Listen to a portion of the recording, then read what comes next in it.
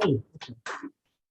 I'd also like to welcome you folks to Hood College. We're dealing with the pandemic, just as all of you are.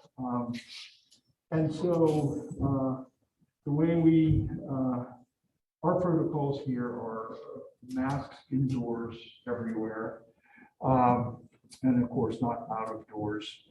And then you won't be subject to this, but we have random testing going on. We have for our on-campus students, we have quarantine protocols and the whole bit. So we're still looking at this as pretty much a pandemic, even though we have vaccinations. And of course, you know that with the number of breakthrough cases that we have, a vaccination is a nice thing to have, but it's not the end all and be all for this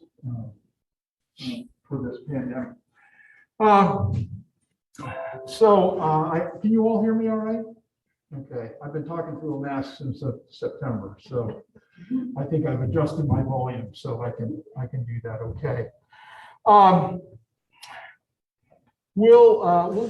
We'll have several different talks this morning, or I guess it's this afternoon now. And at some point we'll take a break and you can stretch your legs, and Jen and Kelsey, right, will be able to take you right out here and talk a little bit about macroinvertebrates too. So maybe instead of keeping you in your seats for a longer period of time, maybe I'll take a break and then you guys go, and then I'll come back in and perhaps finish up with some things I hadn't talked about. That's okay. Okay. Okay. So one of the things, of course, we want to do, we're going to go through a little bit of the taxonomy of these trout and how to identify them. And of course, you folks are going to be working with rainbow trout. It is the classical trout for hatchery rearing. We probably have better success there than anywhere. They're very easy to rear, but they're not native here, and we'll talk about that. And so you should have some facility with some of the other fish that you might find in the streams here locally.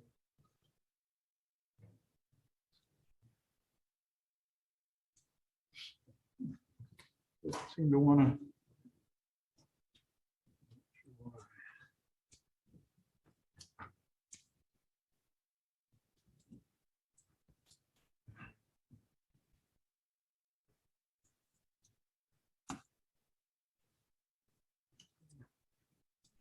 Yeah, what's going on here?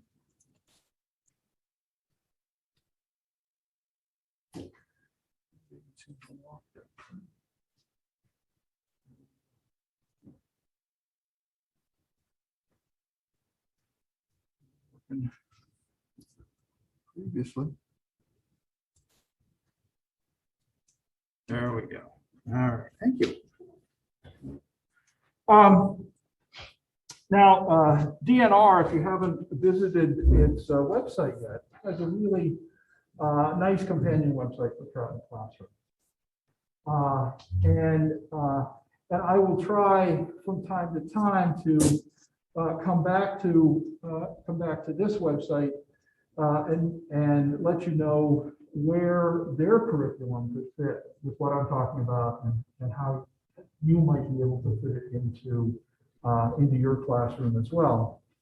Because it's great to rear trout and it's great to release them, but if you can roll this into a lot of the science and biology teaching that you're doing, it's so much the better.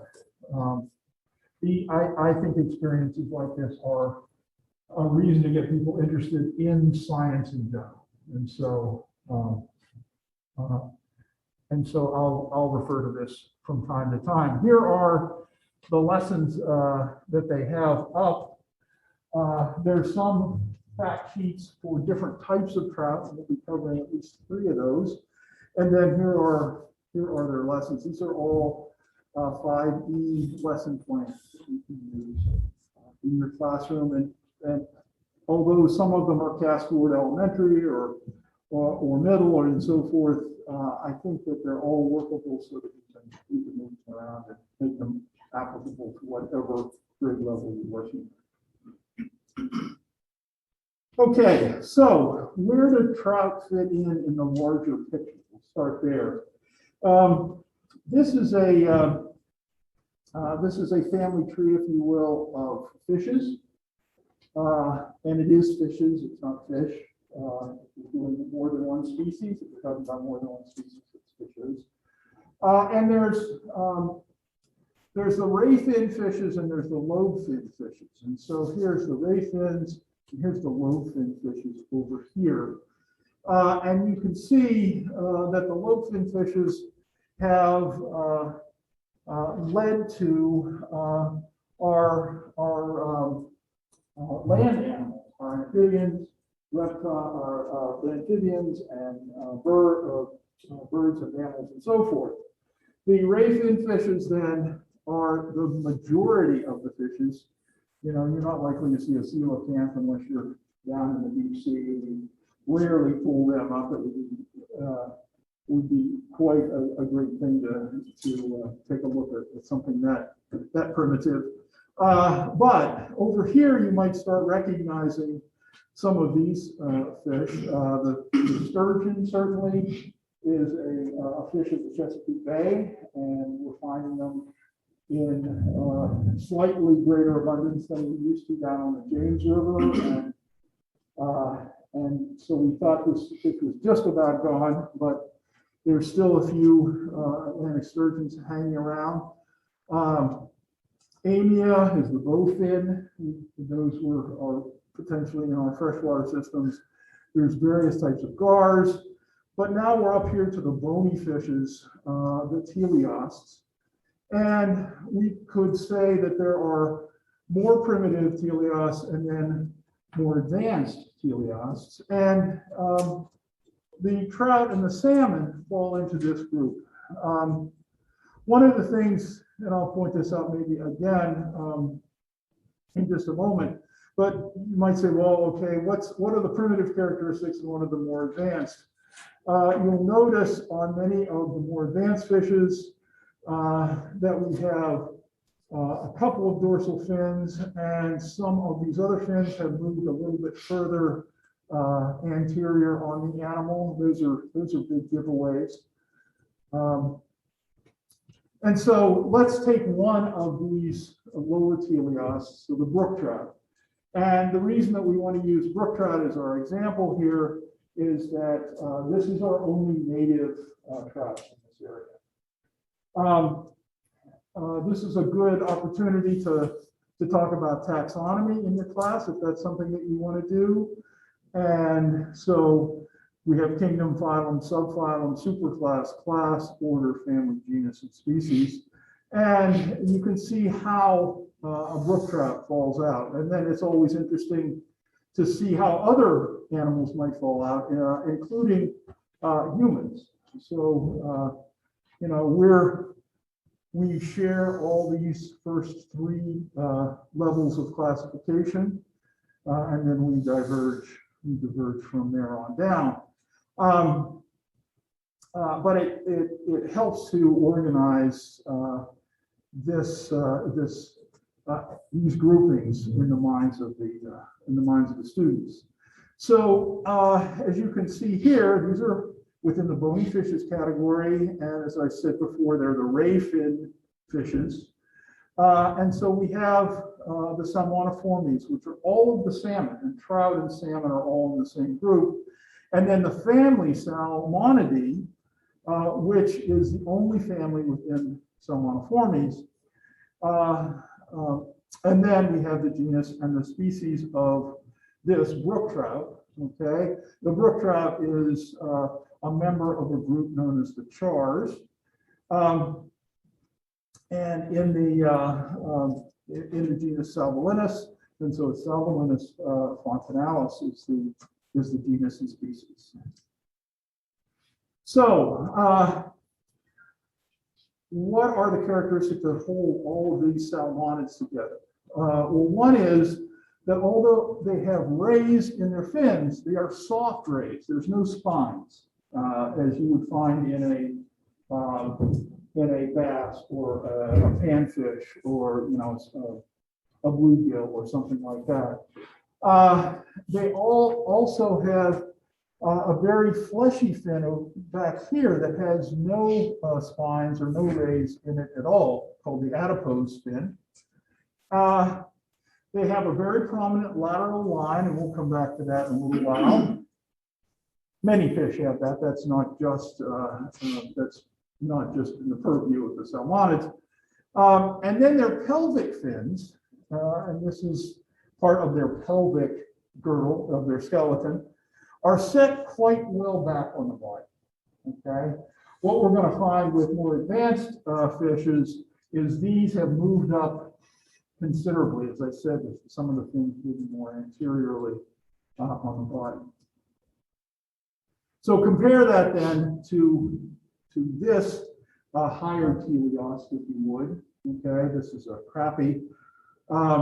Ray fins here, no adipose fin, and or spines, I mean, here and here on this ventral fin. And then the pelvics, instead of being back here, there are a pair of fins. They're way up here, almost directly under the pectoral fins. And those are characteristics of more evolutionarily advanced fish. So if we take a look then at how the salmonids are broken out, and we won't spend much time with most of this, you can see that we have a group known as the whitefish and a group called the smelts, and they are separate from the salmon and the trout, where we're going to spend our time. But then there's some further divisions here. We just looked at brook trout, a char, but we have another group that comes out, which are the Pacific salmon and the rainbow trout. And so, keep an eye on this one. This is where you're going to be spending your time in trout in the classroom. And also the Atlantic salmon and the brown trout are together. You know that these salmon have migratory life cycles that are very much different from trout, or trout, and that salmon will go to, they'll breed, Pacific salmon will breed in fresh water, but go to the ocean as adults, live for several years in the ocean, and then come back and breed once and die in the Pacific Northwest area and up in Alaska. The Atlantic salmon have a similar life cycle, except that they could make that migration for breeding more than one time. They don't die at the end of every breeding cycle. The other thing that I want to point out here, and we'll mention it again, is that you see rainbow trout are in with these trout, and there's another fish called the steelhead. And the steelhead is essentially a rainbow trout, but it's a rainbow trout that migrates. So if that particular fish's environment has a direct connection to the ocean, they're likely to migrate just like other Pacific salmon do. And they develop a different coloration, quite a different coloration. I don't think I'll show it for this time, but if you want to take a look at the differences between steelheads and rainbows, I have a link there for you that you could use.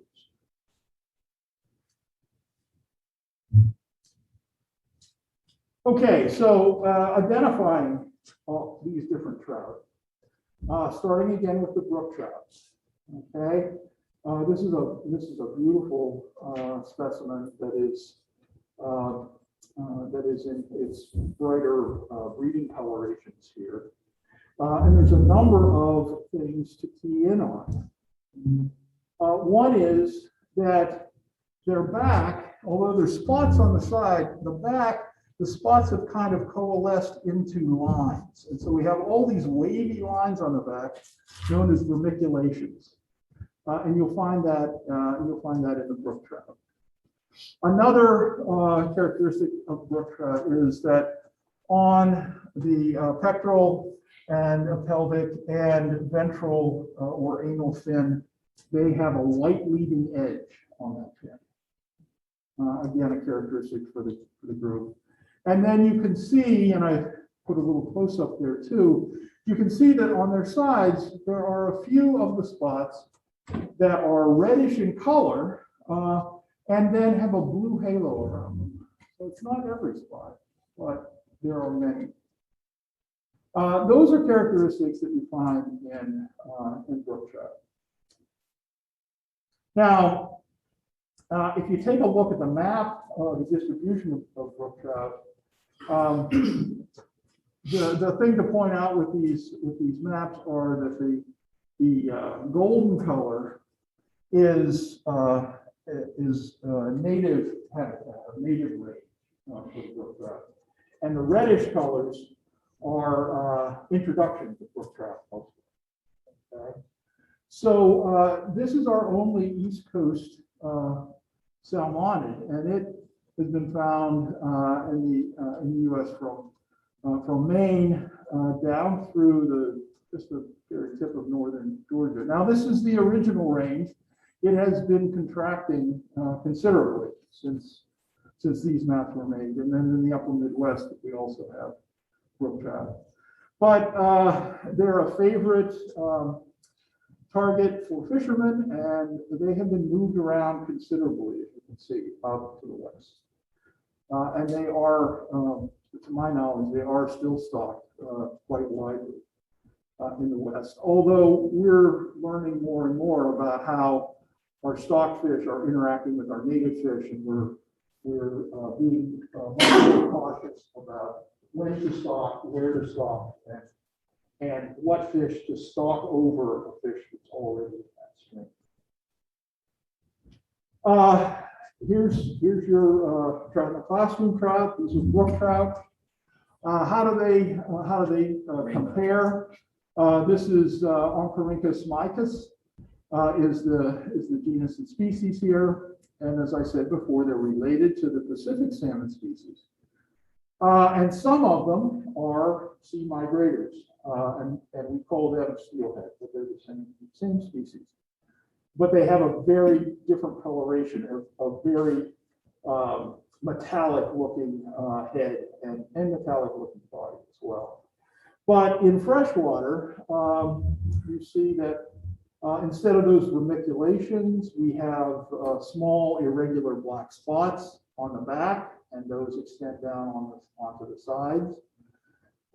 There's generally a pink or red stripe here across the mid-body that might extend onto the gill cover. And then on the tail, there's a series of radiating black spots on the tail. And although, I'll just go back here quickly, you can't see it well here, but you notice that those black spots are not that clear.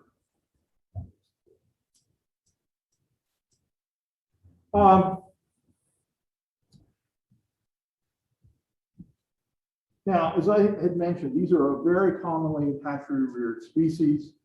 And so and there's different management techniques for trout. These guys can tell you more about them than I. But we could generally say there's put and take management strategy where we stock a stream with adult fish that are of catchable size, and then fishermen fish them back out. There is catch and release, where we have fish that are in streams and are caught but can't be kept and put them back in. We have some streams that are only native brook trout streams and are not stocked with any other fish.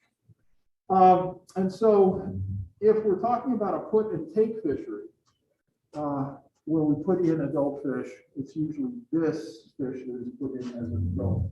There is some stocking of other species, but generally they're stocked small and they grow up a bit in the stream. And of course, this is what they're going to be used in the trout class. Oops. Here's the map for them, and the golden part here is over here along the west coast, where they are called steelhead, and they migrate into the ocean. But you can see that they have become a favorite fish for stocking across the United States. And you find them in many other regions now. If anyone has any questions, by the way, as we go along, please let me know. Or if anyone would like to add a bit to the conversation in any way, I'd be happy to have you do that. Now, there has been some talk in previous workshops that we've done about exactly how we get to the point of stocking these fish. And one of the things that is that we have worked out for rainbow trout particularly is we've established populations that are not able to reproduce. So we can put them in the streams as a foot-to-take fishery, but those fish are not going to set up a population in that stream. And so these hatchery-raised fish are by and large sterile fish. And they do that by creating a triploid cell. So again, depending upon what you were teaching and at what level, if you do teach something like mitosis and meiosis, which I'm sure that many of you touch upon, this is a nice little additional case study to talk about. Well, okay, we have in meiosis, of course, you remember we have a diploid cell, has two sets of chromosomes, and we end up with a cell that has a single set of chromosomes. So it goes from 2N to N through meiosis. And then that 2N cell, or excuse me, that N cell can be fertilized and produce the next generation of diploid cells, the zygote. This is the stage. And that's the norm. That's certainly the norm. So how do we get to a triploid? How do we get 3 sets of chromosomes instead of 2? Well, to produce a triploid, the ovum or egg cell is stressed shortly after fertilization. So here's fertilization, okay? And you notice that fertilization is occurring, but the second half of meiosis is still yet to happen, okay? Oh, this is true in a lot of animals. They undergo the first meiotic division, and this is true of humans too, okay? Every human, a female, undergoes the first meiotic division, and then all her potential eggs are held at that point. And then once every 28 days during her the fertile portion of her life, an egg makes this last division. Okay, the reason why there's more chances of perhaps birth defects from older mothers, because they're actually working with eggs that are as old as they are. Okay, so if it's a 38-year-old woman, that's a 38-year-old cell there that's been sitting all this time, ready to go through the last meiotic division. And it is also true here that although they're not holding the eggs for years and years and years, the reproduction, the meiotic reproduction stops here, and this is the last step. Well, if you can stress this egg at this point in time, it doesn't divide properly. Okay, and what those stresses could be are either elevated temperature or elevated pressure. And instead of these polar bodies are just ways of getting rid of excess chromosomes. Instead of producing a polar body, this polar body stays here with this egg. And since this has one set of chromosomes, and this cell has a set of chromosomes from here, as well as a set of chromosomes from the sperm, this cell ends up being 3N instead of 2N. And that's how triploids can be formed. Of course, the reason that they're sterile is that you can't take 3 sets of chromosomes and start dividing them equally. And so, so it's not possible to make fertile eggs from a female that is a triploid.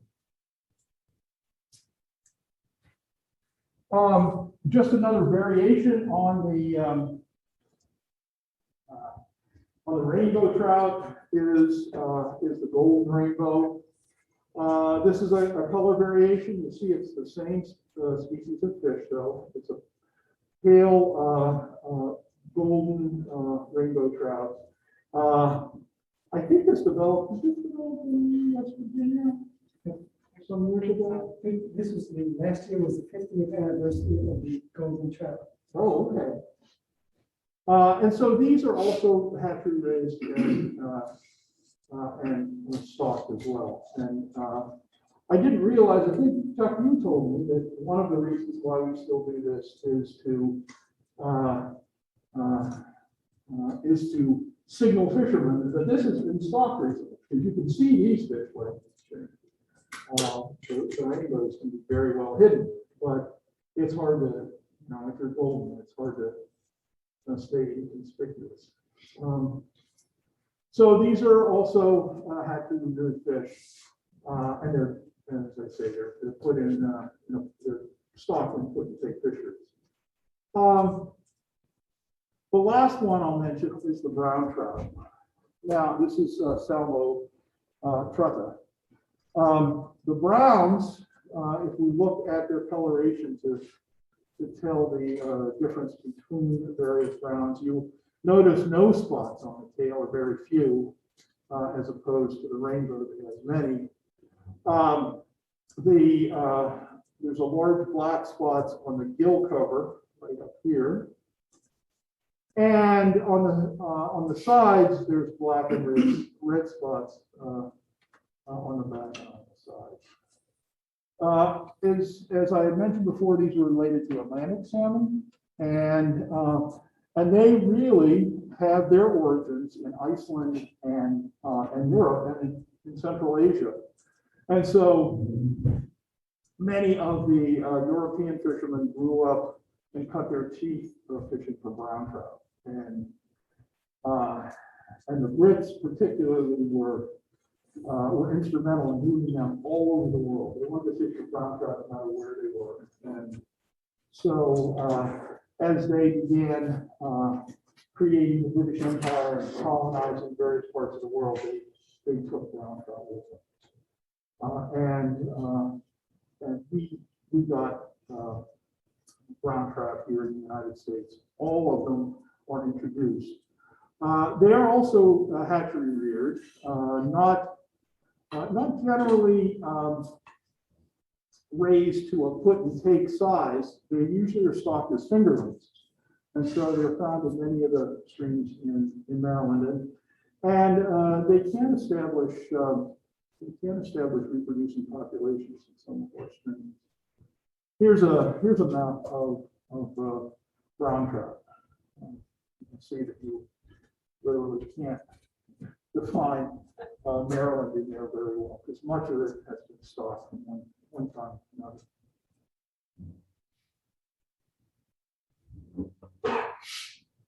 Okay, so just to summarize, brook trout, we have the red spots with the blue halos, we have the vermiculations, we have the white leading edges on the fins.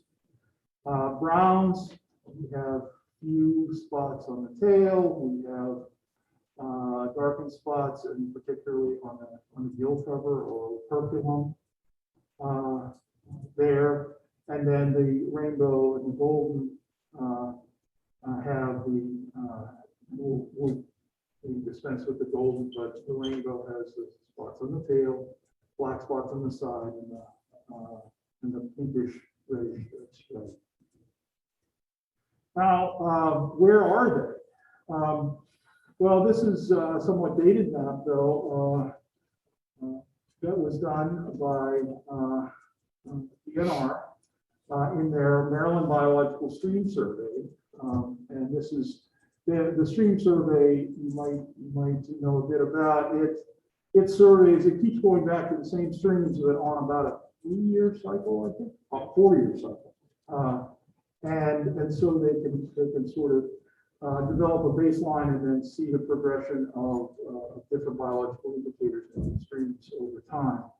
And so this is from a group of those samplings from 1995 to 2002. And you can see what we have.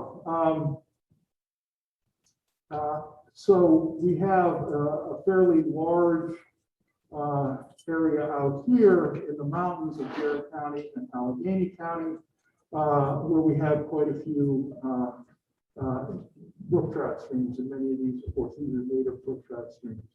We have a little pocket of them as well here in Frederick County, and then more in the Gunpowder and further east.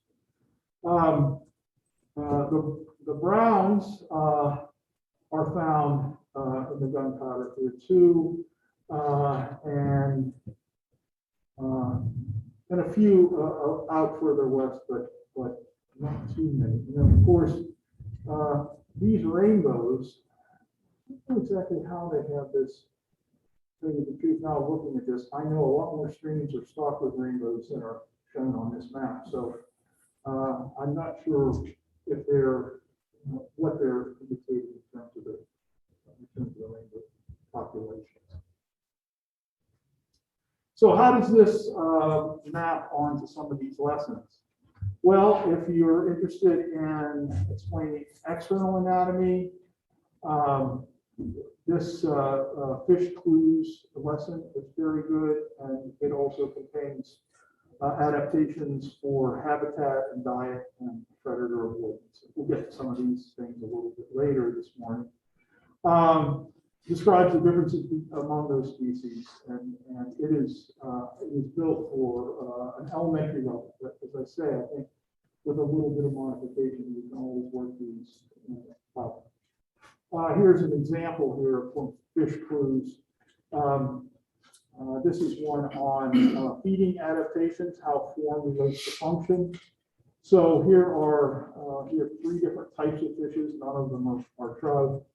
But you can take a look at the placement of the mouth, whether it is in the front of the snout with equal-sized jaws, or if it is low swung and underneath the snout, or whether it is upward projecting in this case.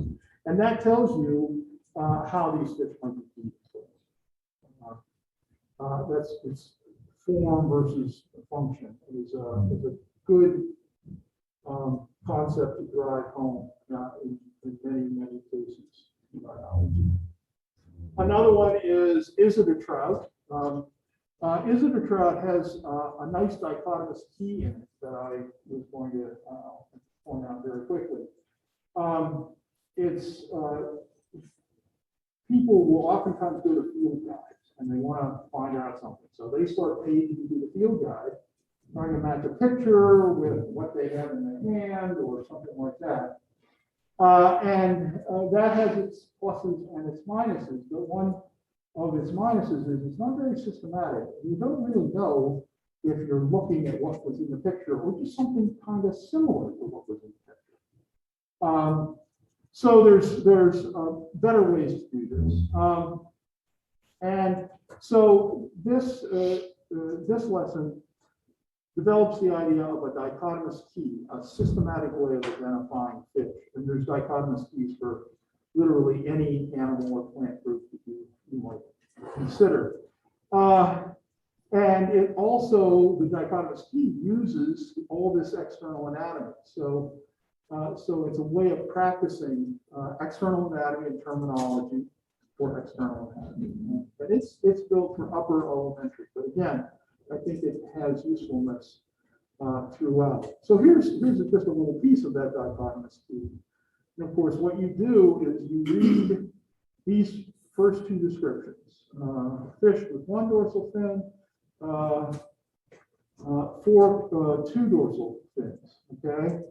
And then you pick which description best describes the specimen that you're looking at. And the number at the end of that line is the number that you go to for your next comparison to be made. Is the fish spotted or is it striped, for instance, if you found fish as one dorsal fin. Or under 4, you would skip 2 and 3, you would come down here and you would make this comparison instead. And you can see that when you do this systematically, you come out to individual types of fish with some degree of clarity.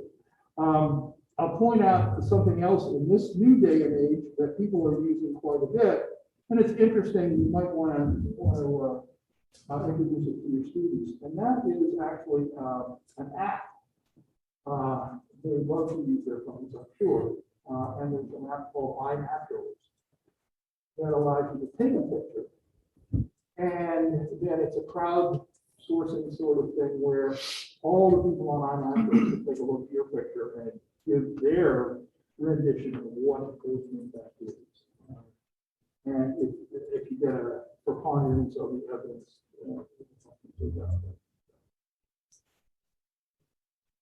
okay. Any questions about taxonomy or identification?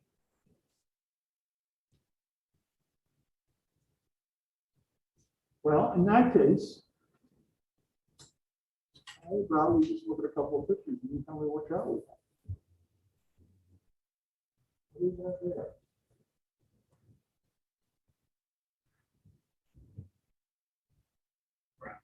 That's a brown, right? Not any spots on the fin, dark spots up here, dark spots there on the back. That's a decent, right? Green button. Here's our growth again. Now, DNR, maybe you guys can tell me, for a while, they were wondering how, I think this was kind of a survey, but they were wondering how well fishermen can identify the fish they catch. And so they put up a quiz very much like this, but it was 20 slides long. And they were trying to figure out if people are catching trout or what trout are catching. Is that still up? I don't know. That's interesting. I didn't know we were doing that. Oh, it got sent to me through some listserv or something. Oh, yeah. But if it's still there, it would be interesting to have your students do that once they've gone through this much more. Okay, let's stop for a minute.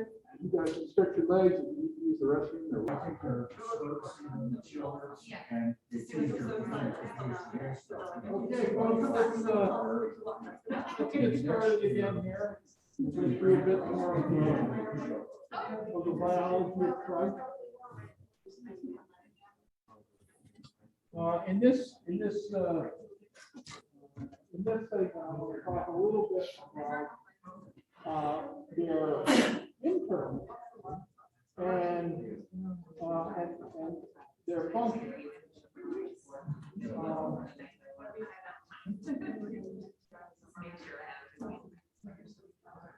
We've already hit upon most of the external anatomy, although you can see a bit more here. And you could do this in your classroom with a fish model. If you have a pretty good tolerance for what some of the students might think is a yuck factor, you can always get a trout from the fish market, and they oftentimes have whole trout there, and you can you can go through this in an active fish if you'd like. Excuse me, Yeah, I'm sorry. For those who know me, I have probably 6 or 7 rainbow trout in my freezer that have passed away through various reasons. So I set them aside for this very purpose. So if anybody wants to do that, just get a hold of me. There is also a program that you can get a hold of, I can send it to you on a virtual trout conception. yes, that's true.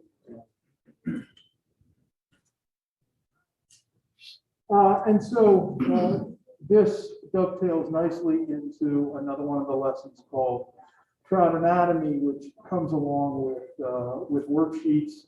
Here's one of the Trout Anatomy worksheets for external anatomy.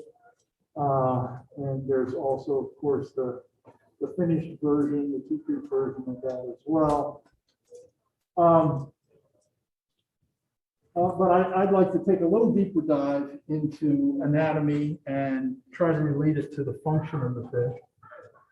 Another thing that you'll see on the outside of a fish, particularly if we had some live specimens, is this very, very fine scale that these fish have.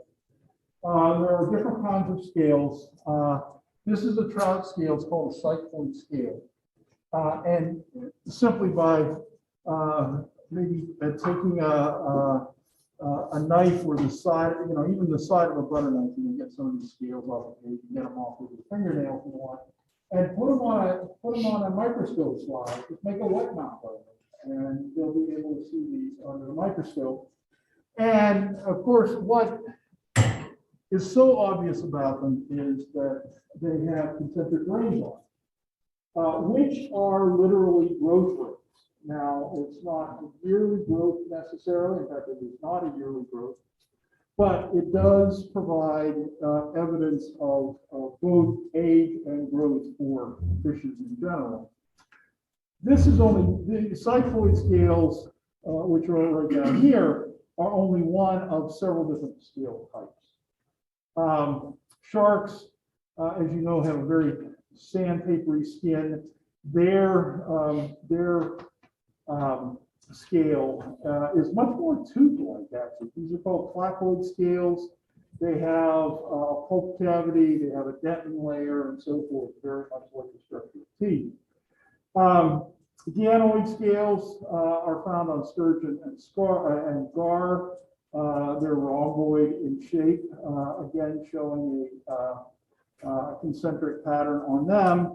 And then most of the fishes that you might likely run into are the ray fin fishes, not the soft ray, but the spiny ray fishes.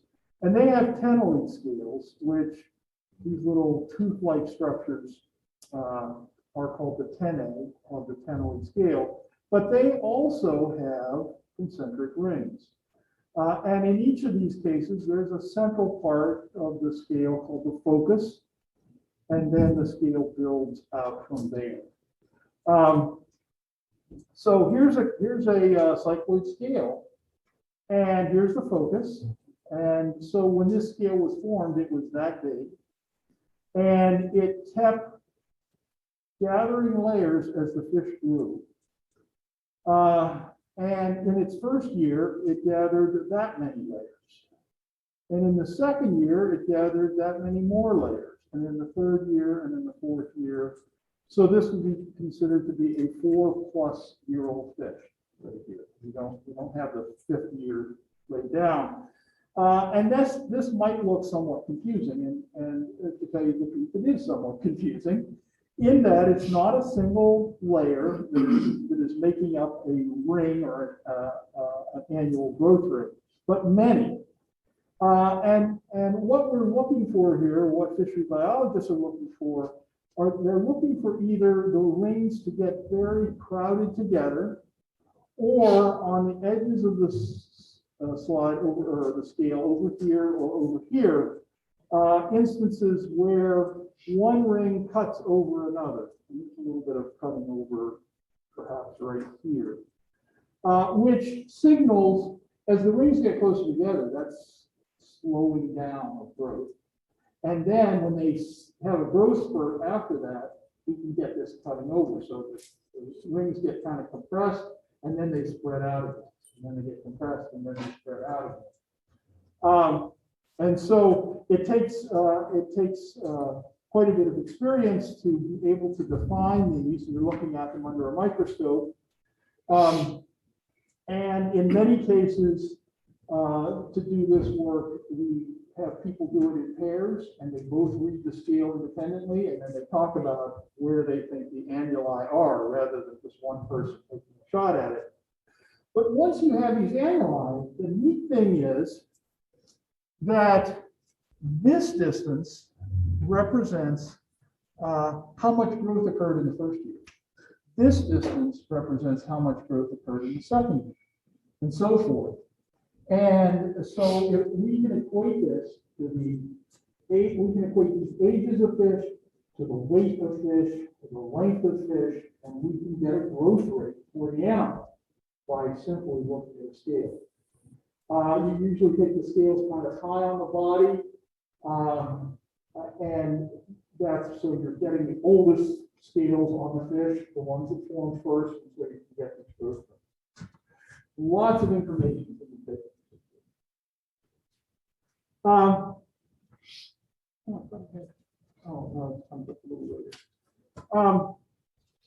As far as internal anatomy, Chuck was mentioning that there are websites you can go to get a whole video of a dissection. I found two, the long version and the short version, depending upon what you're interested in. But here in this cutaway, you can see that we're dealing with quite a few systems, organ systems, just like you would have in any higher animal. And so there's lots to be had here with the digestive system, reproductive system, skeletal system, difficult but not entirely impossible to take a look at least some parts of the nervous system here in a dissection or in the videos that are provided here. Another way of looking at this with your class is to look at cross sections of fish. This digital fish library, which again I have the reference here for you, has basically put a rainbow trout in an MRI and has made slices of it going in different directions actually, and so you can work your way through those slices and see the three-dimensional internal structures of rainbow trout. Unfortunately, I was just on this site the other day, and they had nice videos so that you could kind of pan your way through the fish. All those required Adobe Flash, which isn't working anymore. So I think at this point, at least with my technological background, I was limited to looking at stills rather than being able to get into their videos. But hopefully that will change. And then they have some of them that are color coded. Now, let's look at some of those organ systems in a little more detail. And this is, I think, another good form versus function sort of story. Here are just very rough drawings of different digestive tracts of different fishes. And so up here we have the rainbow trout, but then here's a catfish, a carp, and a milkfish, which is a plankton feeder. And in most cases, and then using these dashed lines, we say what part of this whole digestive system is mouth, how much of it is esophagus, how much of it is stomach, we've got hind gut, and so forth. The thing to point out to the students is that a predator, like a rainbow trout, is generally eating more digestible food than a carbon. And everyone knows about plant material, right? What makes plant materials so difficult to digest? Cellulose. Cellulose. And why is cellulose so darn hard to digest?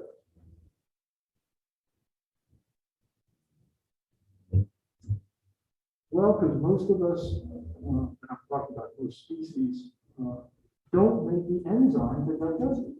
Cellulase is the enzyme that breaks apart the sugars making up cellulose. We can't do it, and most organisms can't do it. And then when they can do it, Plants. Microorganisms. I don't know that they can. Bacteria can, if they're living in the gut of the macroinvertebrate. But the macroinvertebrate can't itself.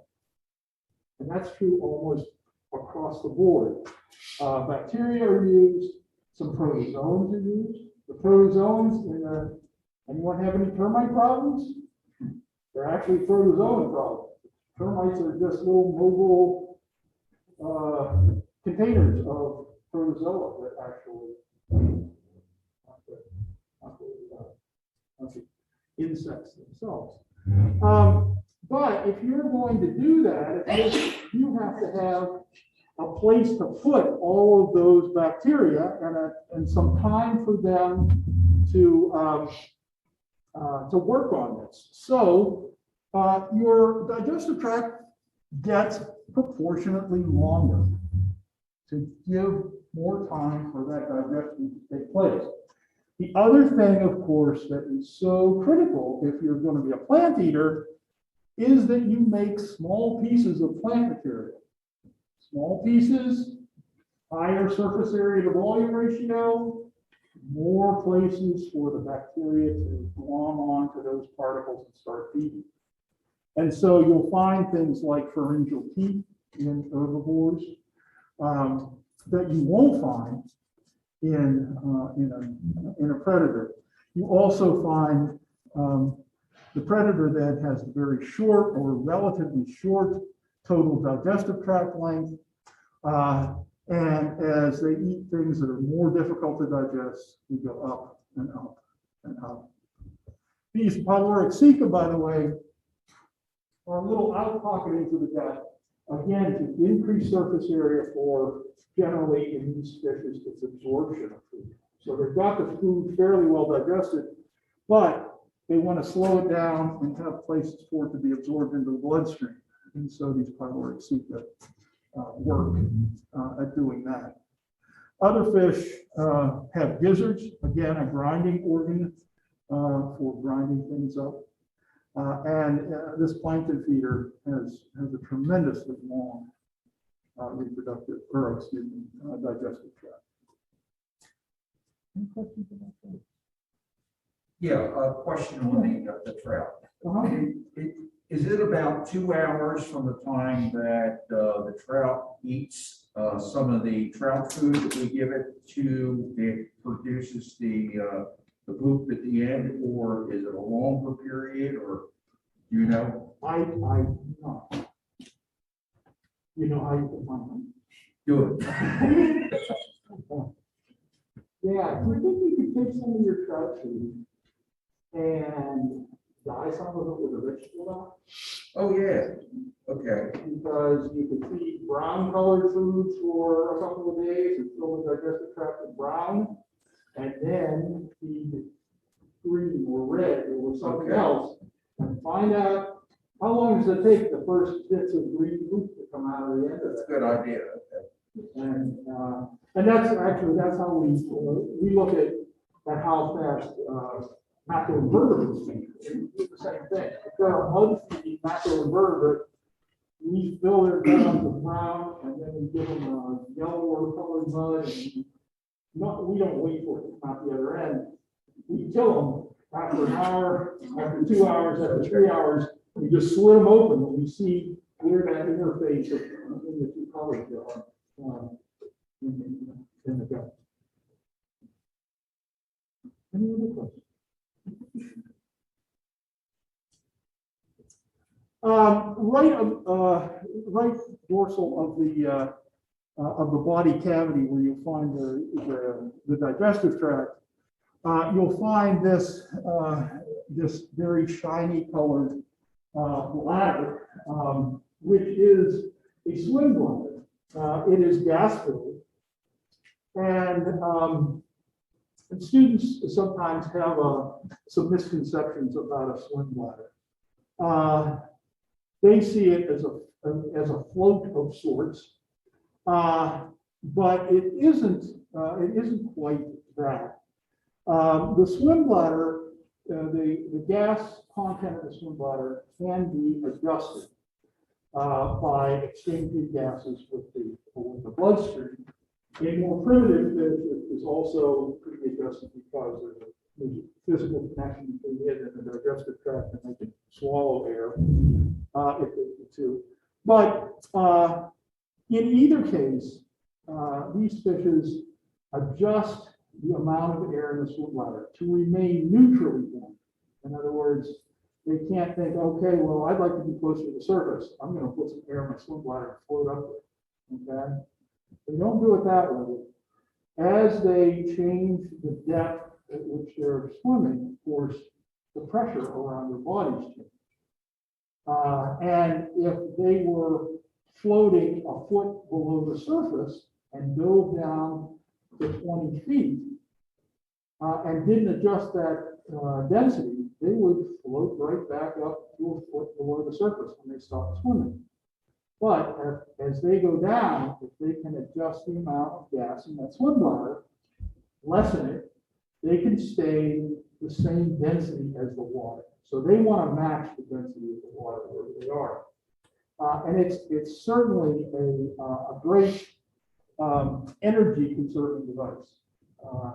If you jump into a swimming pool and you swim to the bottom with lungs full of air, you got two big balloons in here that are going to take you right back to the surface as long as you hold your breath. And you have to expend a lot of energy to stay down there. Fish don't have that energy to expend. So they change the buoyancy of the body by matching the density of the water.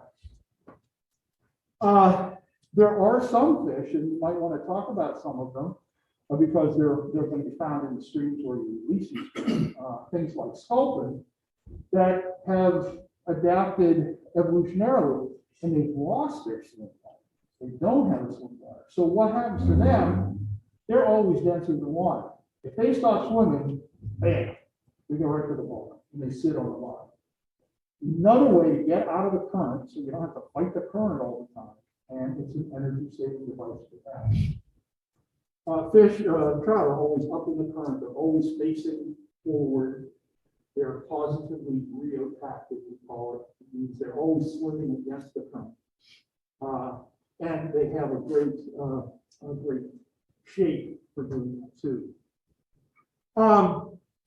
Now, it's also interesting to deal with how do fish, and we were just talking about this before we started, how do fish deal with water and salt regulation? And I'm sure you guys can work this into lessons on osmosis and diffusion, because this is osmosis and diffusion at work. And of course, you know that the osmosis is the diffusion of water across a semi-permeable membrane.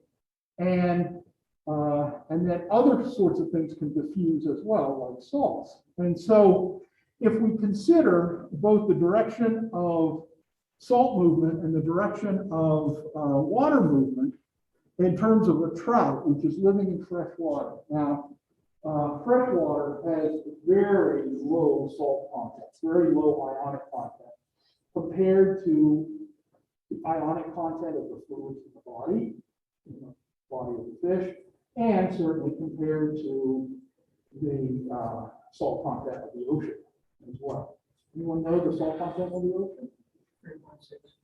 Yeah, 3.6 grams per liter. So, you know, if you took a liter of ocean water and boiled it down, you end up with a handful of salt, 3.6 grams about it. What would happen if you did that with fresh water? very much, a few milligrams, okay, less than a gram. We make up here sometimes for our experiments. We want to be very sure of the water we're using during our experiments. So we don't use tap water. My God, we don't use tap water. We take water and distill it and de-ionize it. We make sure it's got nothing in it, and then we add back what we want to have. To make an artificial fresh water, we would add about 0.3 grams of salt to about 5 liters of water. So out here in the environment, there is tons and tons of water and very little salt. Inside here, it's exactly the opposite. Higher salt concentration and less water. So osmosis is going to be working to move water in to the animal. And this skin is not impermeable to water, so water is going to actually move right across its skin. Water is going to be also by osmosis taken up at the gills. The gills are being very thin. They're used for gas exchange, but because of that nature of the covering of the gills, they will allow water to move. So there's lots of water coming in to this fish from both of those, some coming in, some drinking, well, maybe some, but it's a little arrow, not very much. They don't need to drink. They're getting water, they're getting way more water than they ever really want. So drinking is a minor thing for them. How do they get rid of all that water? Well, right here, they produce a lot of very dilute urine. And in fact, their kidneys are not like our kidneys, because we're trying to conserve water for the most part. So we have a nephron that conserves water. Teach a little bit about it with that big loop of Henle that goes down, sets up a salt concentration gradient and so forth to reabsorb that water. These guys don't have any of that structure. They don't have any of that structure. It's just like, let's get rid of this water. So, so it makes for a different sort of structure in the kidney, and they produce a lot of dilute urine. By the same token, they don't have much in the way of salt. And as they're producing this urine, they're going to be losing some salt. Well, where are they going to make that up? There's two potential places. One here in the food, there's going to be some salts in their food. So they can get some of their salt there, and it's released into the body when the food is digested. The other way is that there are specialized cells on their gills that take this minute amount of salt that's in fresh water and capture it and pump it into the body of the fish. And if you teach diffusion and osmosis, you might also talk sometimes about active transport, where we have to use energy to move a material across a membrane against its concentration. But that's an energy requiring process. They're using some of their energy from their food to pump more ions into their body right here. They will lose some of those passively as well. They have an entire different set of problems than us, right? And they have an entirely, this is the interesting thing, they have an entirely, in fact, in complete opposition to the issues that a saltwater fish faces. Saltwater fish has a ton of salt out here, and its body is less salty. So what's it trying to do? Well, it's getting salts coming in like crazy, and it's got to figure out where to get rid of it instead of how to hold on to it. By the same token, it is losing water like crazy by osmosis because it's much saltier out here than in here. So many of the things that I talk about here are working exactly in opposition in a saltwater fish, like active transport of ions at the gill, bringing more ions into the fish. Well, in a saltwater fish, they have those same pumps, but they work in the opposite direction, to pump that salt out. And they have a much different kidney to make just small amounts of very concentrated water instead of dilute. How do steelhead and salmon adapt to the fresh and salt water? Well, they undergo, of course, they undergo various sorts of metamorphoses, but in these physiological systems, they literally change their system. They have cells that are adapted for fresh water, in all these different instances dying off, and other cells growing up that are being adapted for salt. So it's amazing, you know, it's just like you saying, well, I'm a terrestrial organism, but next month I'm going to become aquatic, and now I'm going to grow some gills, I'm going to get rid of these lungs, I'm going to do this, I'm going to do that, because I'm headed for a different habitat. It's an amazing adaptation that they can move back and forth. So if you look at the kidney, okay, for the urine part of it, do the cells die and a new kidney forms, or is it a gradual change of the kidney that's there, losing some cells and gaining some new? It's that. Okay. And in terms of these ion pumps here, there's little specialized cells. We had a microscope and looked at this, we could tell those particular cells, and they would start dying on others. We did some studies, not on fish, but on, again, macroinvertebrates.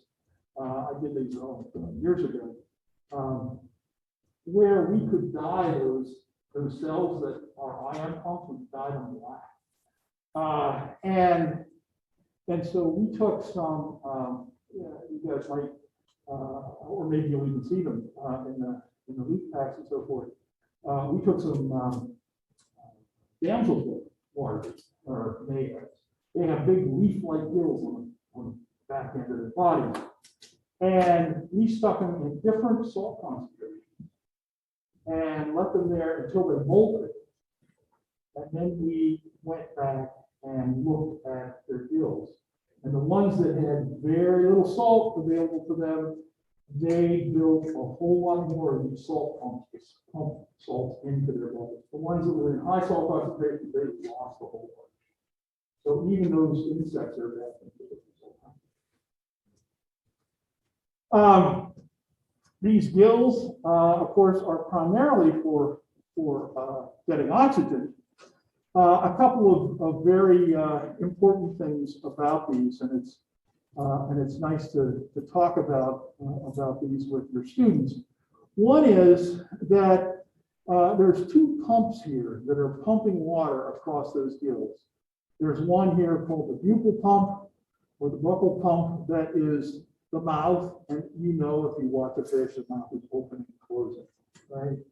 And of course, when it's opening, the volume of the mouth cavity is increasing. And what happens to pressure whenever the volume decreases?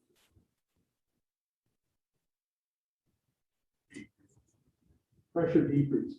So when they're just starting to open their mouth, the pressure is decreasing here, water wants to rush in to equalize that pressure. If you watch some films of like a largemouth bass feeding, it'll just come up to something, open its mouth quickly, and it gets sucked right in, okay, because of that pressure differential.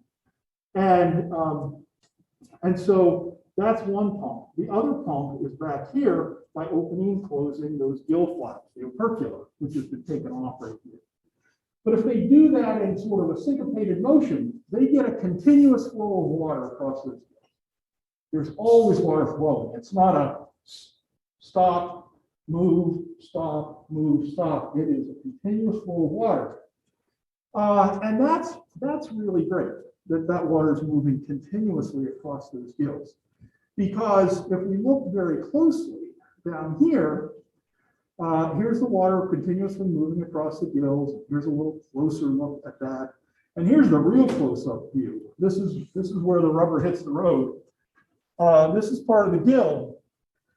And the blood is moving from this blue vein that is oxygen poor into across the gill, and this is the capillary right here, and then it becomes oxygenated, and we have, then the blood returns back to the body, nice and oxygenated.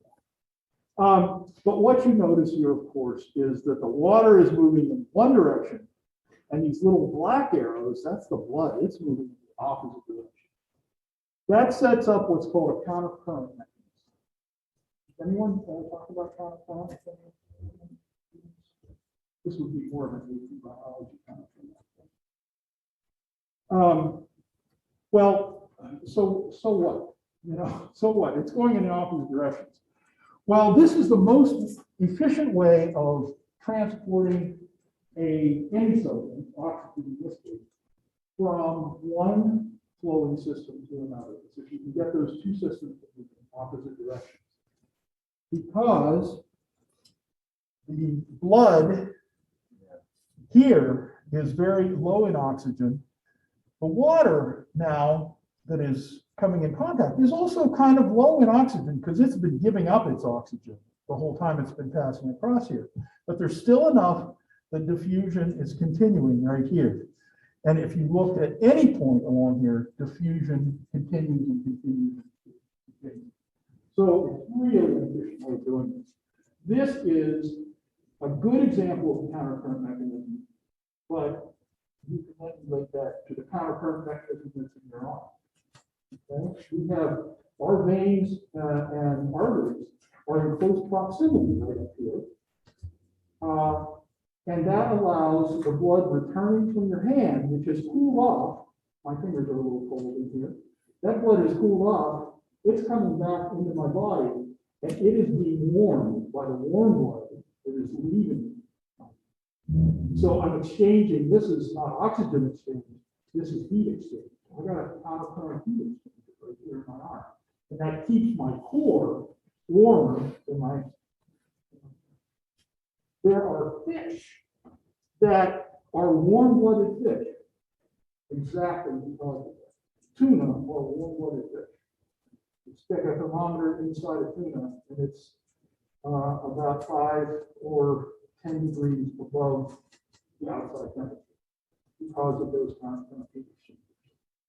We have countercurrent heat, or we have countercurrent exchangers in our kidneys. We have them everywhere. The other thing that I just want to point out before I leave this, I really like this. This continuous, where did I go? This continuous flow. Think about this. What's your flow? You got a gas exchange surface. What's your flow? It's not continuous, right? No, it's not continuous at all, right? You breathe in. Yeah. Stop for a moment, and then you use the same.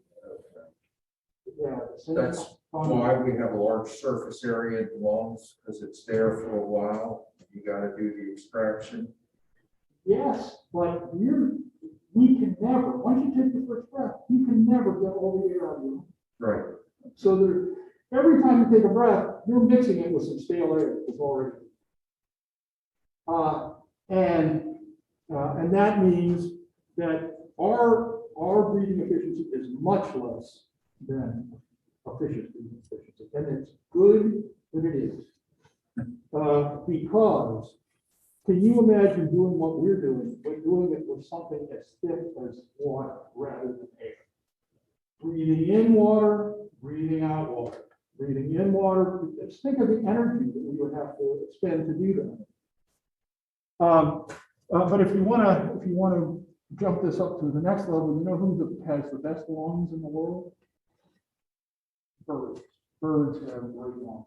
I won't go into why, but even though they're breathing in and out, inside their lungs, because of the way the passageways connect, the air is always going in a single continuous flow across the gas surface, just like in a fish's flow. even though they're able to. We won't do it. I want to spend just a little time with sensory systems as well.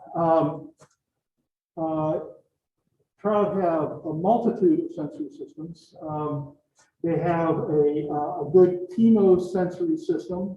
They have a good sense of smell, if you will, from their nostrils right here. Their nostrils aren't hooked into the rest of their mouth and so forth like ours are. So they end in blind sacs. So they have inside a nostril, you find this rosette of structure, which is a series of sensing cells. And they're really quite active. These darn cells can smell the qualities, not the water quality, but they can smell the characteristics of water. And it's been found for salmonids, their sense of smell is sufficient to help them in their migration. They imprint on their natal waters where they were born, and they go back to those natal waters by smelling the water. When they're out in the ocean, of course, that water is much diluted, and they can't smell it out there. So we know that they use celestial cues to get to the coastline. But once they start up the rivers, and the river comes to a branch, they swim back and forth and pick the stronger imprinted smell and go up that branch and make another choice, another choice, and another choice. A guy at Wisconsin many years ago found this out. And of course, he would do it by plugging these nostrils so they couldn't use them and then seeing how that changed their migrating conditions. In terms of sense of taste, another chemosense, salmonids taste. Most of their taste buds are on the roof of their mouth, though, not in their tongue, and they generally taste chemicals that would indicate a good quality food. So amino acids is something that they're quite sensitive. They have a sense of hearing of such, and they have what is somewhat similar, you might think it is somewhat similar to the structure of our inner ear. They have semicircular canals like we do. These canals are used for balance. They might have little grains in them that bounce around here and touch hair cells and tell the fish how it's oriented in the water.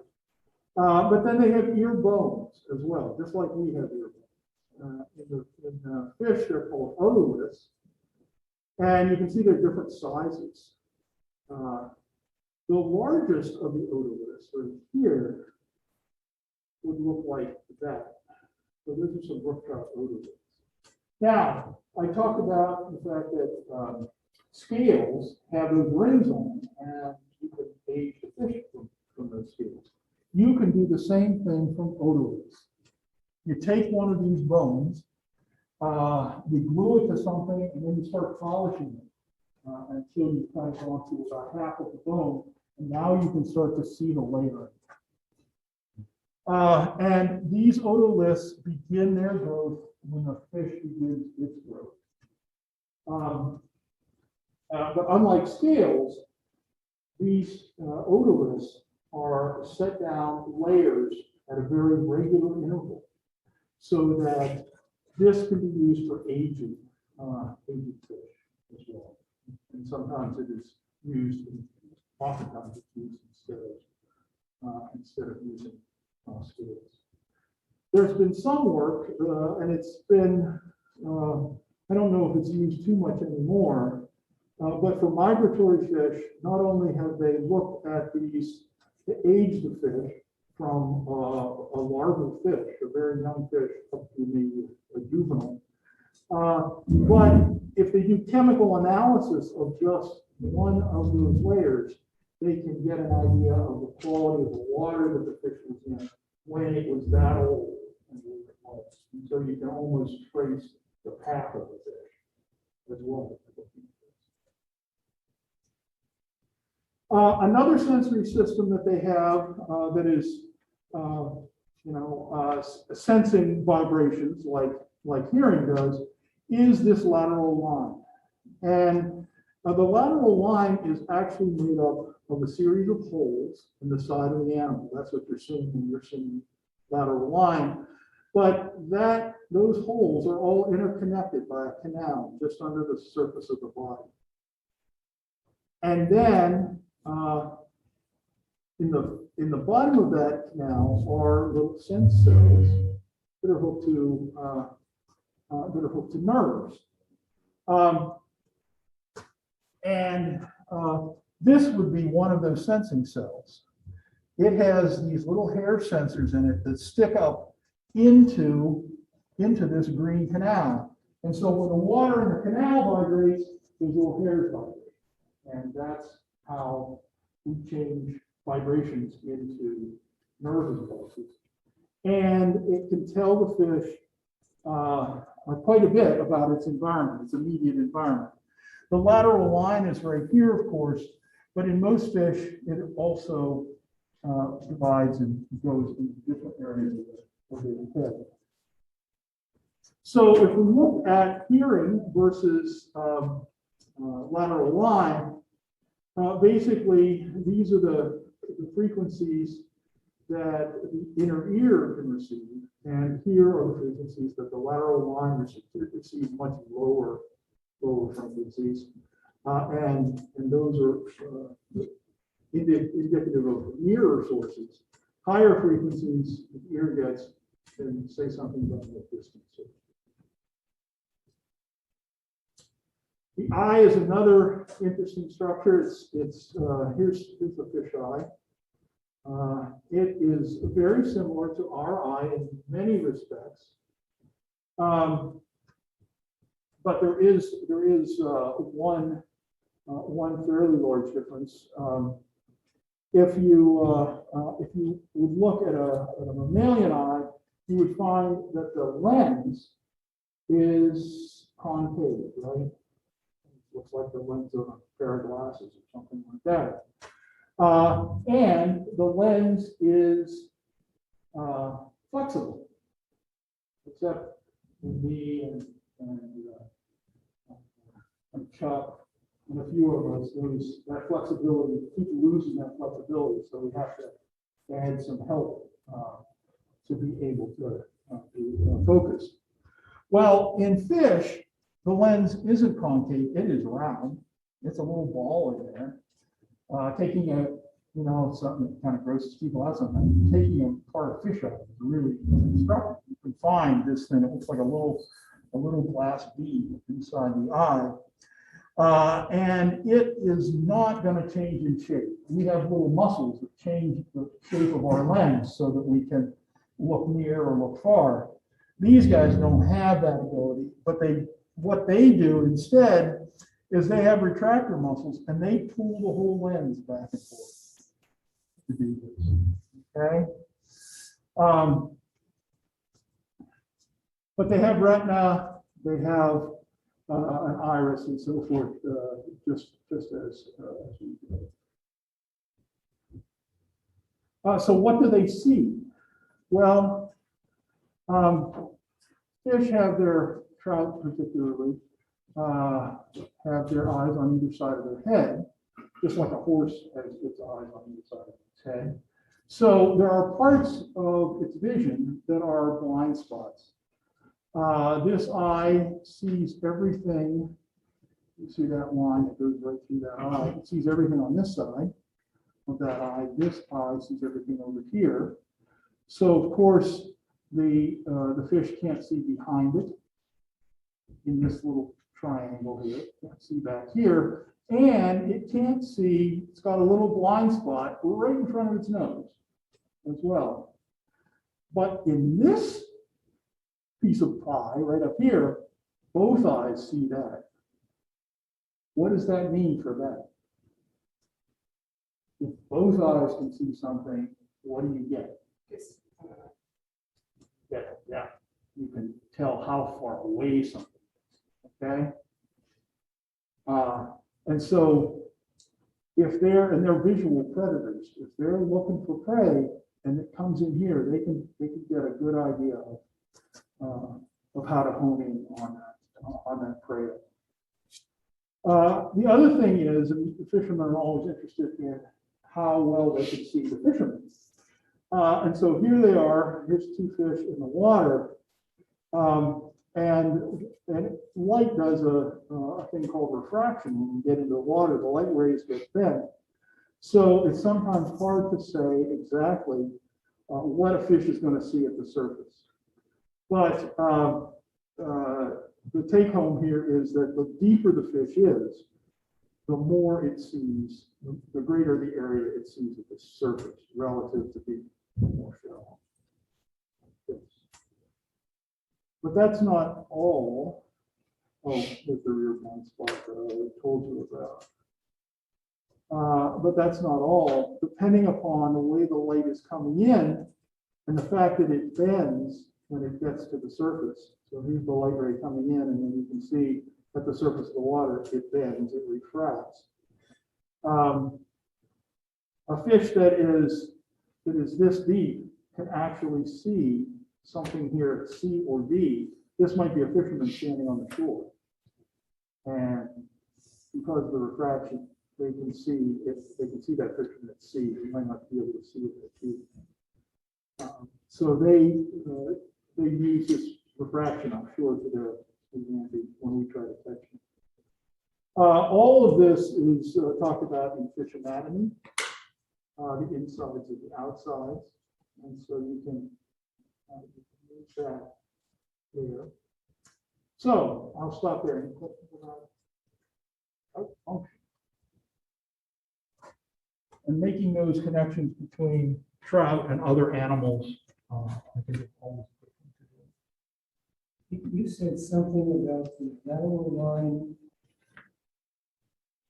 Is that lower frequency? Lower frequencies, yes. Not trout. Wouldn't that be objects further away because lower frequency sound travels further? I think though that, I don't know that is that always? I know lower frequency in air travels further, like the guttural sound of an elephant. Aren't the whale sounds lower frequency too, that they go across the ocean?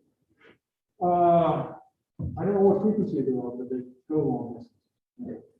One thing that fish do with that lateral line, and not so much trout, but schooling fish, they keep themselves oriented in the school by picking up vibrations from the neighboring fish. So that they don't touch one another and they turn all at the same time and all that kind of stuff. That's a lateral line. But I don't know about that. Okay, well, I think that's a good spot to stop. And maybe I'll turn it over to you guys to do some macros, huh? Does anybody need a little break first, or do you want to jump right in? Good, okay. All right, thanks. And now. Oh. You guys are looking at- Maybe you'll get a- So we're gonna talk about what the trout eat, the prey. So just like that forward focus. Has anybody done, I know there's many people, who's done the trout profession? Many years, right? 2 in the back, right? Who's new? Let me do that. Oh, we're mostly, okay. I'm giving you the quick and dirty version here of this. We're gonna talk really, I'm gonna blow through my PowerPoint that you've probably already seen. And we're gonna get right to the macroinvertebrates. So I do want to talk a little bit about freshwater systems. So I do run a full workshop, Exploring Restore Maryland Streams. If you really want to dig into stream studies, if you want to look at biological, chemical, physical, we'll go out to a stream and we'll do all of that with the MESS protocols. We can talk about how you can use those with students, adapt them to different levels. And we'll really look at macroinvertebrates through that programming. And we can talk about freshwater ecosystems and habitats and streams there. We're going to get in, if you're interested in that, down the line, we'll get your information. And I can also just make sure you get from the other part of the website, that information too. It's all those lessons are put together already on the DNR website. So today, I just want to talk about this lovely stone structure you see there. Does anybody know what that is? This is in West Virginia. I'll give you that. It's a seep. So it's the beginning, it's a headwater, it's the beginning of a stream. It's known to be the start of the Potomac River, right? Let's see somebody fit. So it looks like nothing, and it's got a marker there, and it's a little pretty side Fairfax stone. You just stop off the side of the road. It's a really nondescript little park there. It's lovely, and you can follow the seeps as they go into the forest, and the stream gets bigger and bigger. And then we think about that big river, that big Potomac River that it turns into. But they all start somewhere, and they all start small. And those headwaters are extremely important. That is like the nurseries of our freshwater streams. So this is where you're going to start to see its critical habitat. So this is where our macroinvertebrates start. This is where the stream really starts to come together. So just like you find fish in different parts of their habitat, the streams are the same way. You'll find different aquatic insects and different invertebrates as you move down the stream system as it gets bigger and bigger. And let me see if I can. Is this a? See if this moves. Yeah. So these are aquatic systems. They're moving systems. Streams are fast running. If we're lucky, that's what we want. Some are slow on purpose, but Piedmont up here in the mountains, you got faster running water, and trout like fast running water. Fast running water has more action in it. So you get these really cold water streams, fast moving water. You've got highly oxygenated areas. Macroinvertebrates love those areas. Certain ones love them more than others. And we'll talk a little bit about that. But again, so here's the Fairfax stone. What do I do? All right. The Fairfax stone again, Potomac River. I live out at the headwaters of the Anacostia River, which is where my macroinvertebrates are coming from. We'll talk about those guys when we get out there. We've got the Sandy Spring, and that eventually ends up in the Northwest Branch, where my macroinvertebrates came from. That ends up in Sligo Creek. That ends up in the Anacostia River. So all watersheds have an address, right? All streams have an address. So there's a start, a middle, tributaries come together. You get bigger and bigger river systems. Potomac River, I think, is like an 8-order stream river, right? And the biggest one, I think, is Amazon, and that's a 12-order stream. So my little stream is a 1st-order stream, which means it's the first part of that tributary, okay? It's just the first little stretch. And here it is. So I don't know if you can see it. Here's the Anacostia River. The bugs you're seeing today came from up here. This is the Northwest Branch that meets up with Sligo Creek that ends up down in the Anacostia River. The bugs I find up here will be different from down here. Will be different, and it depends on what's going on in the landscape around it, right? The small, little, happy headwater stream that I love, that you will find some of these macros in, is degrading. It's already been restored once. As land develops around it, the system can't take the water, right? And I saw that we had those two. I put a leaf pack in, which we'll talk about a little bit, an artificial habitat, and then we got all those storms, and I was like, it's gone. There's no way. The water is so powerful, it's taking it. I'm always surprised it was still there. So good job. But nature has a way to I staked it down, but nature kept it in place, which is amazing. But and we'll see what we get. It's always a mystery. So I don't know any more than you what we're going to find today. We get out there, start looking around, we'll see what's living in the stream at this point. So I'm going to blow past all of this. All right.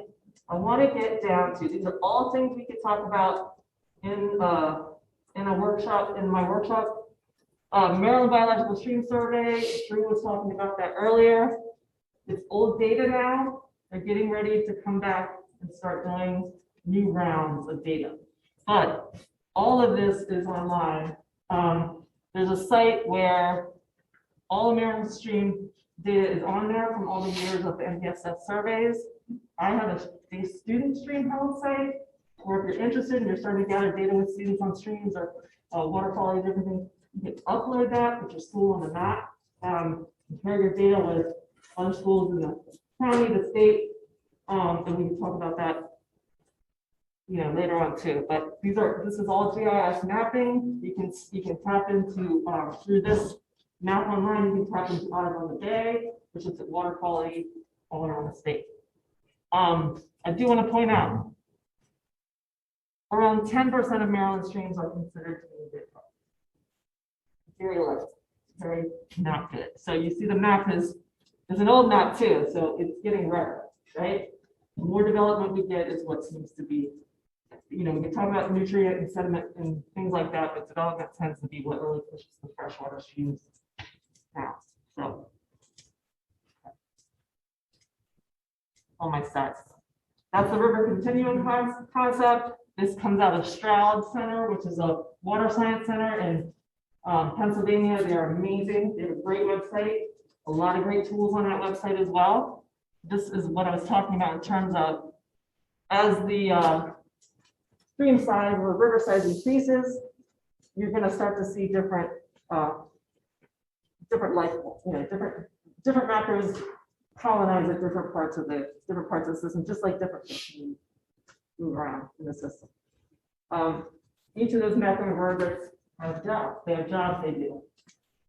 Does anybody know what macroinvertebrates actually do in our streams? That's provide food to the fish. Pollution level? Lisa, what? The pollution level of the.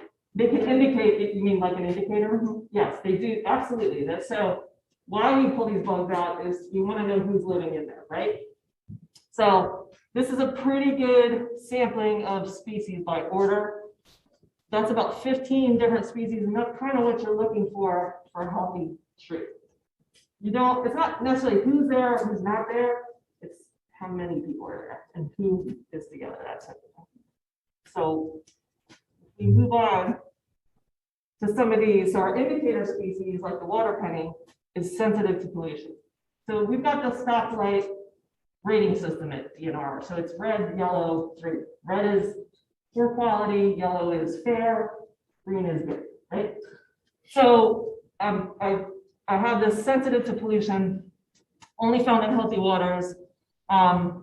They're flat little disc-shaped larvae. They don't look like much, and they turn into that cool little adult beetle.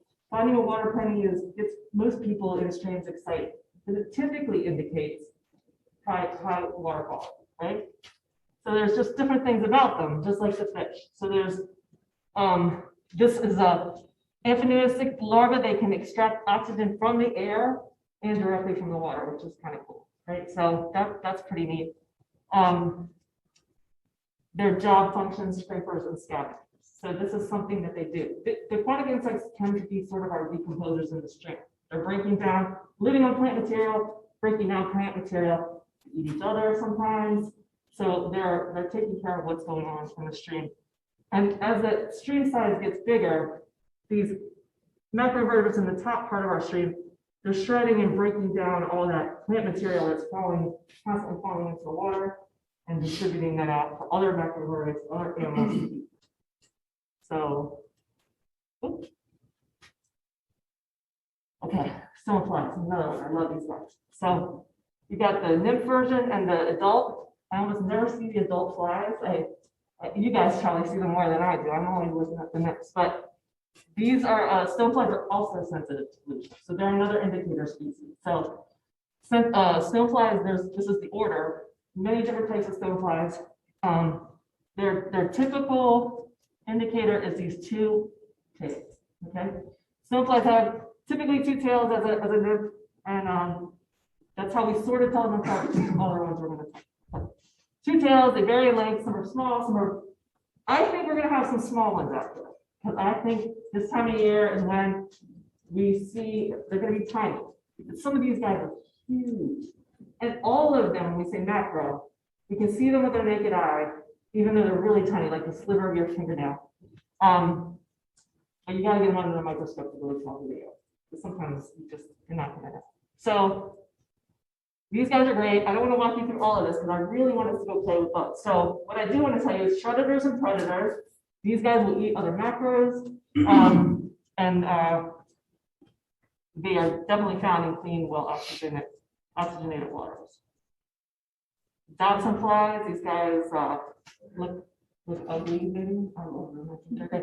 Hellgrammites, my dad gets excited. These are the fly fishermen's, the fisherman's dream, right? The hellgrammites that you can put right onto your hook. That's the old way to fish, right? Bass fishing. Bass fishermen, yeah. So they can get pretty big in Potomac, in the Potomac River. They'll walk across the C&O Canal. They can get very large. They can actually come out of the water. I'll give you a pretty good nip. They got some pinchers on them as an aquatic species, right? So when they become terrestrial, they look horrible. They got these pinchers. This guy, the male, he's got these long pinchers here, and they don't. At this point, I don't think they hit. I don't think they bite at this point. These look horrible, but they're more likely to get you in their aquatic state, right? This is where the fishermen fishing at night, they tell me the life on the dinging, they're pretty big. They're smashing into their heads and really giving them some trouble out there. But they're fierce predators, and favorite delicacy of bass. They can give you a little bite. They'll eat other macros. When you're working with kids, I'm going to talk to you about how to put macros in trays and things like that. You have ice trays to separate them so they don't eat each other, especially if you're doing a data collection. You want to make sure nobody's getting eaten before you can count them. And kids like to do the fun. Oh, we tell them they eat each other, we put two in there, see what happens. Yeah, so that's always fun. Okay, caddisflies are another species. This order is very interesting. So they build houses around themselves in some cases, tanks making caddisflies, and they can do it from whatever is in the substrate around it. So it might be little rocks, little stones. It might be little slivers of wood. And the interesting thing is when you're looking in a bin and looking to see what you got, they will look like a stick. They will look like something else until you watch them move and you realize that there's an insect inside the case. So these have been used for jewelry making. They take caddisflies and give them little precious gems and let them make these cases. Sell them as earrings. Lovely. Seems a little unethical. I don't know how the caddisflies feel about that at all, but you typically you can find caddisflies, again, sensitive to pollution and good quality streams. So there's different ways to kind of identify them. Case is a good one for these guys, but you'll find cases with no caddisflies, caddisflies with no cases, and sometimes that's hard to ID who they are, what they are. And again, they're shredders, grazers, collectors, predators, breaking down material, sometimes eating each other, and they're a favorite food. So they look huge. When you get out there, you're like, tell who they are. So these are also net spinning caddisflies. Some of the adaptations, just the ways that they manage to stay in this fast moving water. These guys can spin a little web, kind of hang themselves and attach themselves to rocks, to leaf material, branches, whatever's in the water, and use that as to hang on. And then that can also be a food shot. So pretty cool how they figure some of that stuff out. If we're IDing them, you start to look at like the square, their black back plates here. If they have gills on the side, pinchers or their forelegs here, and you can see anything that they have. There's some of the ways to distinguish. Whole classes on this. I don't always know. I'm always pulling out books. I'm always using dichotomous keys. Sometimes I got it because I know them. I've seen them so many times. Other times they're in a stage where I can't tell who they are. So obviously they're metamorphosizing. Some of them they're developing in different instars, in different stages, and you can't really tell who they are yet or what's going on. But that's super sciencey. If you don't want to do that with kids, you don't have to get to that level. Just pulling these things out of the stream and looking at them, the kids get super, super excited. Especially if they get them under a microscope and they can see them, their full bodies they freak out because it's, they're like, I would never know that was living there. I just drink my water. I don't realize I'm maybe ingesting insects and things like that. So it's pretty cool. And again, they're collectors, filters on plants, animals, algae that they catch in their nets. And that's how they work as an adult. Okay, they're semi-tolerant to pollution. So they can take a little degraded water. You might still find them in a stream. Just finding caddisflies doesn't tell you anything. It's how many other community members you're seeing is giving you the snapshot of the stream or not. Mayflies are also typically a sensitive species, but there are, order, but there are species that can be found in degraded water. So you could be in an urban stream and still find mayflies.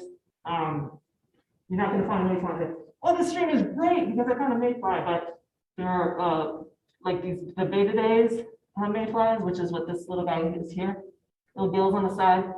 You'll find them in streams too. Now the mayfly has 3 tails in them. So this is the telltale mayfly or stonefly. Stoneflies 2, mayflies 3, except there's always exceptions. There are some mayflies who have 2, or there's stonefly that might have 3. So they break off, so you can think you're looking at stonefly, but it's really a mayfly with 1 tail gone. And the dichotomous teeth help, but not if the body part is missing. Okay, and they live a day. They live 1 day. They live many years in the stream, and then they break out. They live their life for a day as a terrestrial insect. Generally 24 hours, and they're gone. And you might have seen in the Midwest when these things hatch out of streams, they go up on radar. They cause accidents everywhere because they're coming out in great numbers, creating slime on roads. It's amazing that these little 1-dayers cause so much trouble. But their favorite food. Dragonflies. These guys are super predators, whether they're aquatic or terrestrial. So generally these macroinvertebrates live a couple of years in the stream before they become terrestrial insects and hatch out. But they don't typically live as long.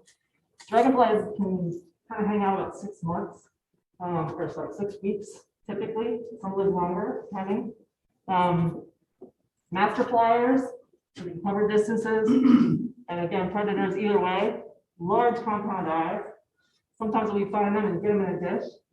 They're following you. You can see their eyes moving. It's weird. And they, the lower scoop lip labia. There's a video I have it on my website to make. They shoot that out and catch fish. They can catch fish if they're big enough, the nymphs. They actually eat small fish. So they can catch things with that labia. The videos of watching it is pretty cool. They do it in slow motion. It's crazy. But these guys are pretty good predators. They can get fish. They can get other dragonflies. They can get crayfish if they're small enough, and the nymph is big enough. So they're fun. Dragonflies, typically the nymphs, they're found in ponds as well, slow moving water, typically, but they will be in any part of the stream. These guys have more habitat. They can survive in more habitat. So they are a little bit tolerant to pollution. And they're closely related with different damselflies. So I think Drew was mentioning this, the fan-like tails that they have, their gills at the end, feather gills. Again, the compound eyes, they can really, and that reach out, that labia that they can touch. But they'll watch you and follow you in the stream. I mean, in the dish if you're looking at it. So they're fine. Crane fly, order Diptera. These guys are semi-tolerant to pollution. That's your mosquito eater. You guys know the mosquito eaters that don't actually eat. There's no mouth part, so he's not eating anything. So, but as a terrestrial fly, that's what we see. They're butt breathers. This is what goes up. Taking a little breath, right? So they're also shredders, collectors, some of them are predators. And this is what I'm hoping we have in the leaf pack. They like slower water, but they like to kind of hang in near the rocks, but we'll see. We'll see what we get. Okay, scuds, little side swimmers, little shrimp. This is what people like to think of them as. Semi-tolerant to pollution. They're pretty quick. We may have some of those, and they're typically found in shallower water or slower moving water, but just like anything else, you can sometimes find them in any footage. Aquatic worms look just like, I don't know how many times kids are like, oh, they're taking all the aquatic worms out to save them. They actually live in the water. They live in the water. I know they look like earthworms, but it's kind of the same thing. They're very tolerant of pollution. It's not that if you find a worm you might find a worm in a healthy stream. That's not the point. If you're only finding worms, you're not finding any mayflies, you're not finding any stoneflies, you're not finding anything else, you probably have a very degraded system. So they're very much like aquatic. Leeches, yes, they're there. Expanding and contracting, tolerant of pollution, not bloodsuckers or demons, not deep, but they're carnivorous. They will eat other invertebrates and insects. So flatworms, these guys are crazy. You can dissect them. They will regenerate. Depending on, I'm sure you know way more about this than I do, but depending on how you, I guess, split them would determine what one of the oldest organisms on the planet. They have these false eyes that kind of look at you. Takes in light, and they're fun to see expanding and contracting. So planaire, that's typically what we call them, flatworms, and they are very tolerant to pollution. But finding them is, again, it's not that you find them, it's that you only find them. So midge flies, these little guys will probably see a lot of these. These are non-biting typically. They're very small. They're reddish in color a lot of times, or orangish. They're very tolerant to pollution. You'll find them in all streams, but if you're only finding them, you're probably in a very polluted stream. And they are filter feeders. So again, detritus, they're breaking down all the stuff in the shrimp. Well, it says adult forms. Some midge larvae do, some midge flies do bite, and they catch them and eat them in big swarms in different parts of the world. So when they hatch out, they catch them and then they make patties out of them, nice big fat burger patties, and get all that good protein. Okay, this is the stream health index map I was talking about earlier that you can find on the website. It is a way to upload your data if you're doing any work with students and you're doing any water quality testing out at a stream near you, that type of thing. And I'll leave it there. Okay. But I do want us to go outside. And what I've done out here is I put a leaf pack. So when I say leaf pack, naturally occurring in streams are leaf packs. So as leaves kind of floating down and kind of gathering up against rocks and things like that, they form perfect little hotels for macroinvertebrates. You can make them yourself. And so what you get is a mesh bag. You're going to get a couple today. You can do it the super scientific method, which is not the way that I did it. Okay, it's either get it on or do it the right way. So sometimes, depending on what you're going for, I just wanted you to bugs to look at. Depending on what you're going for, is how you would actually go about doing this procedure. But it's a perfect way if you can't get all your kids out to the stream and you want to look at macroinvertebrates and talk about what the fish eat. You can put a leaf pack in the stream, let it colonize 2 to 3 weeks, depending on where you're putting it. And I'll show you how to do that. And then you just get it into a bucket and you take it into your classroom and have a macroinvertebrate the workshop there. Okay, investigation. So let's see what we're doing. So let's go outside and see what we find.